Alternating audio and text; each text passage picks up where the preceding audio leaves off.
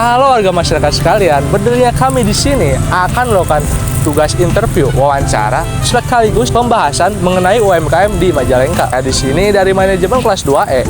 Nama saya Alfat Firdaus Gunawan. Bisa ada rekan-rekan juga. Nama saya Marisa Nurul Fadilah. Saya Safanisa Aulia Rizky. Saya Salsabila Cahaya Fitria. Saya Ahmad Saidul Ikrom. Dan di video kali ini saya bersama teman-teman saya akan menjelaskan tentang apa sih itu namanya UMKM. Pasti kalian juga pasti udah pernah dengar kan apa itu UMKM, bla bla bla dan sebagainya. Dan di video kali ini saya dan teman-teman saya akan menjelaskan apa itu UMKM dan meneliti salah satu bidang UMKM di Kota Majalengka. Tanpa basa-basi lagi, mari kita langsung ke pembahasannya sekaligus ke tempatnya. Let's go. Apa itu UMKM? Usaha mikro kecil menengah. Pengertian UMKM adalah usaha produktif yang dimiliki perorangan maupun badan usaha yang telah memenuhi kriteria sebagai usaha mikro. Seperti halnya yang diatur dalam Undang-Undang Nomor 20 Tahun 2008, maka kriteria UMKM dibedakan secara masing-masing, meliputi usaha mikro, usaha kecil, usaha menengah. Dan lebih dalamnya lagi akan dibahas secara lengkap oleh rekan-rekan saya. Untuk mengetahui jenis usaha apa yang sedang dijalankan, perlu memperhatikan kriteria-kriterianya.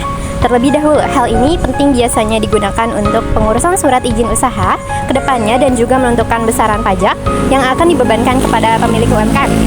Kriteria yang pertama ada usaha mikro, asetnya maksimal 50 juta dan omset maksimal 300 juta. Yang kedua ada usaha kecil, asetnya kurang dari 50 juta sampai dengan 500 juta, omsetnya kurang dari 300 juta sampai 2,5 miliar. Yang ketiga ada usaha menengah, asetnya kurang dari 500 juta sampai 10 miliar dan omsetnya kurang dari 2,5 miliar sampai dengan 50 miliar. Seiring perkembangannya zaman dan teknologi yang kian canggih, banyak bermunculan beberapa jenis usaha UMKM. Di antaranya, yang pertama ada usaha di bidang kuliner. Usaha di bidang kuliner ini merupakan salah satu usaha produktif ekonomi yang banyak diminati oleh kalangan muda. Pasalnya, usaha ini tidak mengeluarkan modal yang besar. Yang kedua, ada usaha di bidang fashion, meliputi pembuatan, penjualan pakaian, aksesoris, topi, hingga alas kaki. Yang ketiga, ada usaha di bidang agribisnis. Usaha di bidang agribisnis ini bergerak di bidang pertanian, yang meliputi penjualan dan produksi pertanian. Yang keempat, ada usaha di bidang otomotif. Usaha di bidang otomotif ini bergerak di bidang otomotif dan banyak diminati oleh berbagai kalangan muda. Tidak harus membuka bengkel atau menjual suku cadang kendaraan saja, usaha otomotif ini juga dapat membuka usaha seperti pencucian mobil atau motor, dan rental mobil atau rental motor. Berbicara mengenai UMKM di Indonesia sendiri, dampak dan peran UMKM di Indonesia sendiri sangat berperan besar. Contohnya pada masa pandemi COVID-19 ini, UMKM lah yang berperan penting dalam menstabilkan kondisi ekonomi di Indonesia. UMKM harus terus didorong agar tetap berjalan menjadi motor penggerak ekonomi negara. Data pada tahun 2018, UMKM tercatat 60,34% produk domestik bruto (PDB) Indonesia. Apa saja sih peran UMKM di Indonesia saat ini? Peran UMKM ialah dapat menyediakan jaring pengaman untuk menjalankan kegiatan ekonomi, khususnya bagi masyarakat berpenghasilan rendah. UMKM juga berperan dalam membentuk dan menyumbang produk domestik bruto. Selain itu, perannya juga mampu memperluas penyerapan dan kesempatan kerja serta menciptakan lowongan pekerjaan bagi usia produktif muda di Indonesia. Potensi UMKM di Indonesia, mengingat pentingnya peran UMKM ini, pemerintah terus mendorong berbagai upaya agar UMKM dapat beradaptasi dengan perkembangan teknologi dan naik kelas. Potensi UMKM menjadi modal dalam ekosistem pembangunan ekonomi. Ungkap Menteri Koordinator Bidang Perekonomian Airlangga Hartarto. Lebih lanjut, Menko Airlangga menyampaikan bahwa pemerintah melakukan langkah-langkah komprehensif untuk menguatkan ekosistem UMKM melalui kemudahan perizinan, intensif fiskal, sertifikasi, iklim usaha yang sehat, pembayaran digital, dan perlindungan data pribadi. Berdasarkan data pertumbuhan UMKM di Indonesia berkembang dengan pesat. Bahkan, Menteri Koperasi dan UMKM menyebutkan bahwa pada tahun 2009 lalu tercatat tercatat adanya UMKM sebanyak 52,77 juta dan jumlah meningkat menjadi 57,9 juta di tahun 2013. Jika pada tahun 2015 UMKM mencapai angka 59,26 juta, maka di tahun 2019 peningkatan jumlah telah mencapai 65,46 juta. Ini artinya telah terjadi peningkatan UMKM sebanyak 2,41%. Bahkan di tahun 2023 lalu tercatat bahwa UMKM terbesar di seluruh wilayah Indonesia jumlahnya telah mencapai 64 juta.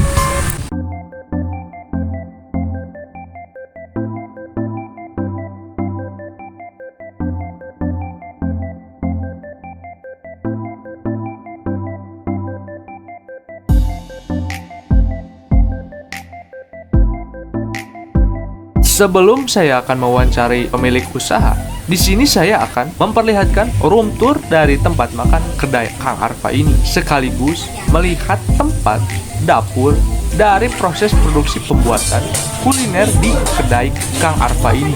Mari kita saksikan.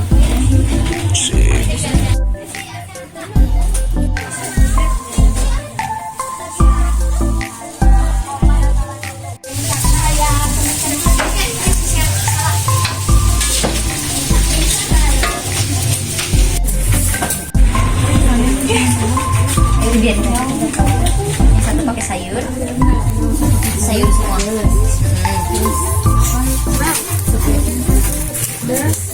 Sebelahnya mah kata kerupuk. Teh, saya dari Unma, Ya. mau mewawancara si Teteh Boleh. tentang usaha yang si Teteh jalankan. Apa nama warung usaha yang Teteh jalankan sekarang? Kedai Kang Arfa. Apa Teh? Kedai Kang Arfa. Kedai Kang Arfa. Sudah berapa lama usaha ini berjalan? Kira-kira 7 tahunan lah. 7 tahunan? 7 tahun. Sudah lama sekali ya, Iya, teman-teman. cuma ramenya baru 3 tahun ini. Oh, gitu. Semenjak ada Cipak, bakso aci mulai rame. Terus apa yang menginspirasi si Teteh untuk membuka usaha ini? Iseng Iseng? aja. Tadinya cuma iseng, nggak ada kegiatan, bikin usaha seblak, taunya malah keterusan. Iseng aja. Iseng. Masuk. Terus apa usaha yang Teteh jalankan ini dijalankan oleh si Teteh sendiri atau bekerja sama dengan orang lain? Sama sendiri, tapi ada yang bantuin kerja gitu. Terus tujuannya apa? Dulu cuma iseng, tapi sekarang kayaknya jadi mata pencaharian sendiri deh, buat tambah-tambah kebutuhan di rumah gitu. Gitu. Kan nama saya Alpat dari Unma ya, Teh. Iya. Izin mau wawancara dulu. Apa strategi Ibu dalam proses produksi gitu? Nggak ada strategi khusus ya, biasa-biasa aja ngikutin standar kayak orang lain Standar sih. dalam pembuatan seblak biasa ya? Mungkin kita matok di harga kan kita harga pelajar tuh Oh, jadi lebih- ngejarnya kita lebih murah, makanya jualan di rumah karena kan Jadi- biar nggak ada biaya ngontrak segala macam. Jadi kita terjangkau. ngejarnya Ya, ngejar anak sekolahan. Kalau dalam pengelolaan usaha ini secara formal atau masih keluarga itu? Keluarga. Jadi simpel sederhana ya. Iya. Untuk bagian konsumen di dalam usaha ini targetnya apa? Anak sekolahan. Anak sekolah. Strategi Ibu dalam mempertahankan usaha ini apa? Harus bikin inovasi baru, terus pelayanan sama tempat harus diperbaikin tuh biar terus berjalan, sama yang jajan tuh pada betah di sini tuh. Jadi balik lagi tuh. Jadi nggak cuma sekali datang udah kapok, nggak. Jadi harus bisa bikin yang jajan tuh balik lagi ketagihan. Teh, kenalin aku Salsa ya, dari Unma. Mau nanya, kira-kira modal awal yang Teteh keluarin buat ngebangun usaha ini berapa? Pertama kali banget jualan karena cuma jualan sembilan sama seblak biasa, cuma 300.000. 300.000. Kenalin, aku Safa yang mau nanya perkiraan pendapatan kira-kira berapa yang dapat dari usaha ini per minggunya? Kalau per minggu sekitar paling minim 7 jutaan kotor, 7 juta kotor. Kalau itu kalau lagi sepi itu ya, kalau rame beda lagi gitu. Cara Teteh mengelola pendapatan yang didapat itu bagaimana? Nggak tahu ya, karena nggak pakai sistem, jadi ya seininya aja, apa yang kosong dibelanjain. Berarti kalau ada lebihnya berarti itu untungnya gitu. Jadi nggak pakai manajemen Nggak gitu, pakai yang nggak khusus. otodidak Jadi aja gitu, berjalan sejalannya aja aja gitu. Terus pada waktu kapan Teteh mendapatkan pendapatan yang melonjak kayak dapatnya tuh yang gede gitu pada waktu-waktu tertentu Idul kah? Fitri, terus Idul Adha, terus kalau sekolah tuh mulai bebas tuh habis ujian, nah iya. itu omsetnya Banyak yang besar. jajan, terus omsetnya jadi naik. Terus pada waktu kapan pendapatannya menurun? Bulan puasa. Kalau Iya, bulan puasa kan iya, jam betul. jualannya tuh sebentar ya, Iya. jadi agak turun tuh gitu. Kalau beberapa rentang waktu Teteh membeli kebutuhan bahan baku. Setiap hari karena dibikinnya baru ya fresh, jadi tiap hari belanja ke pasar, tiap hari dibikin baru-baru terus begitu. Kalau jumlah bahan baku Yang biasanya Teteh beli itu berapa banyak? Paling kalau Kilo untuk kah? bakso ya, untuk bakso itu biasanya 2 kilo. Terus untuk cilok-cilokan sama cipak itu nyampe 4 kilo. Kalau untuk tulang-tulangan sehari paling 5 kiloan. Bagaimana cara Teteh dalam memilih bahan-bahan baku? Misalkan Teteh belinya dari online kah atau dari pasar? Kalau untuk bahan baku dari pasar karena biar fresh, tapi kalau untuk alat pendukung biasanya kebanyakan di online. Punya langganan tertentu Ada di pasarnya? Iya, udah, jadi tinggal kalau ke pasar tuh tinggal pesan nanti tinggal ambil gitu. Oh. Kira-kira berapa banyak uang yang Ibu habiskan untuk membeli bahan baku per hari? Tergantung itu, kalau omsetnya besar ya paling di atas 1 jutaan gitu. Kalau lagi rame, kalau sepi paling 500. Dalam produksi pembuatan seblak ini masih menggunakan cara tradisional apa modern? Masih manual sih kalau bikin seblak, terus kalau bikin cilok cipak juga masih manual, belum pakai mesin. Ya misal dari bumbu pengolahan mesti diulek atau Enggak, kalau itu udah pakai blender.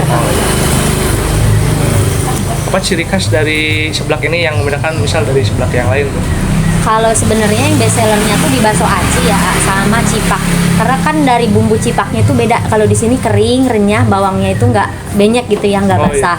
Terus kalau untuk bakso acinya juga kalau mungkin kalau cilok-cilokannya mungkin sama kayak yang lain. Ya. Tapi kalau baksonya itu karena resep sendiri, jadi nggak ada di tempat yang lain Dari tuh, beda. resep sendiri ya? Iya. Di warung Teteh ini ada berapa varian makanan yang Teteh produksi atau Teteh jual? Ada kue tiaw, aneka seblak, lumpia, cipak, bakso aci.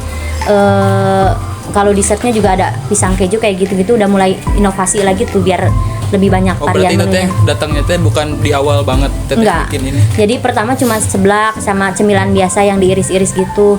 Terus bikin inovasi lagi bakso aci, terus cipak, terus kesininya tambah-tambah lagi biar tambah menunya gitu loh. Terus yang menjadi best sellernya apa di sini? Di sini best sellernya bakso aci sama cipak. Bakso aci sama cipak. Kemasan, apakah ada kemasan khusus apa yang biasa? Kalau di sini biasa, tapi kalau ada pemesanan tertentu kayak kemarin tuh ke Tangerang, ke Purwakarta buat iya. oleh-oleh tuh biasanya suka dibikin, tapi itu harus pesen dulu tuh gitu, iya. nggak bisa dadakan gitu, baru dibikinin tuh. Kalau dikirim keluar itu Bisa bisa dipakai yang udah mentah gitu, iya, pecahnya gitu. tergantung permintaannya, ada yang mau pakai pouch apa biasa. Kalau yang Oh, ya, biasanya kalau pouch. buat konsumsi sendiri pakai yang biasa, kalau buat dijual lagi biasanya pakai pouch gitu. Terus harganya berapa tuh? Itu biasanya kan karena dikemas lagi jadi harganya lebih mahal gitu loh, karena kan banyak kemasan yang harus dipakai. Jadi biasa harga di sini 7.000 pakai plastik biasa, di sana jadi 10.000 gitu loh. Oh iya. Teteh makasih udah ngeluangin waktunya sebentar buat sesi wawancara. Mungkin udah cukup. Iya. Sekian, terima kasih. Iya. Berjibaku dalam usaha UMKM kuliner selama 7 tahun tentulah tidak mudah. Meningkatkan variasi menu yang awalnya cuma 2 varian yaitu seblak dan cemilan, sekarang dikembangkan menjadi menu yang sangat beragam dan modern bagi kalangan muda dengan menu andalan atau best seller yaitu cipak dan bakso aci. Memakai bahan baku berkualitas dengan berbelanja setiap hari, tentunya bahan baku fresh. Kombinasi antara berbelanja dari pasar tradisional dan berbelanja online bisa menghabiskan 500.000 sampai 1 juta, tergantung keramaian. Walaupun SDM terbatas, hanya 2 orang, manajemen tempat dan pengelolaan masih secara sederhana dan kekeluargaan. Dalam operasional dan proses produksi masih secara manual dan tradisional. Walaupun begitu, kedai Arfa ini tidak kalah saing dengan UMKM sejenis. hingga harga ramah di kantong pelajar adalah strategi yang digunakan kedai Kang Arfa ini untuk bertahan. Awalnya iseng-iseng hingga menjadi pendapatan tambahan. Modal awal 300.000 hingga omset kurang lebih mencapai 7 juta. Merupakan potensi dari UMKM apabila dikelola dengan baik. Setelah kita melakukan wawancara, bisa kita peroleh informasi UMKM kedai Arfa ini bertempat di Desa Cicurug, Kabupaten Majalengka. Kedai ini adalah UMKM berjenis kuliner. Lebih spesifiknya lagi mengenai dunia persebelakan. Kedai Arfa ini termasuk dalam kriteria usaha mikro karena omset maksimal tidak lebih dari 50 juta. Dan modal awalnya yang relatif rendah, tidak mencapai 300 juta, mungkin tidak lebih dari 50 juta. Saran untuk video ini adalah, setelah melihat bahwa UMKM itu sangat penting bagi perekonomian Indonesia, saran bagi pemerintah adalah harus mengelola perekonomian Indonesia secara intensif, efisien, efektif agar UMKM di Indonesia itu tidak mengalami stagnan atau dekadensi. Dan juga UMKM itu harus dikenal ke masyarakat dunia melalui e-commerce, pameran-pameran atau hal yang sebagainya yang bisa memperkenalkan UMKM yang ada di Indonesia. Mungkin cukup sekian pembahasan dan wawancara dari kelompok kami mengenai UMKM di daerah Majalengka ini. Mohon maaf apabila ada kesalahan baik dalam perkataan maupun pembahasan materi. Wassalamualaikum warahmatullahi wabarakatuh. Halo guys. Mulai. Ya Allah. Halo warga. Buru. Mulai teh. Enggak, tidak lagi mulai. Iya. Tetang sarere. Dan lebih ulang Pat. Ini ya. Bentar itu kan. Ya.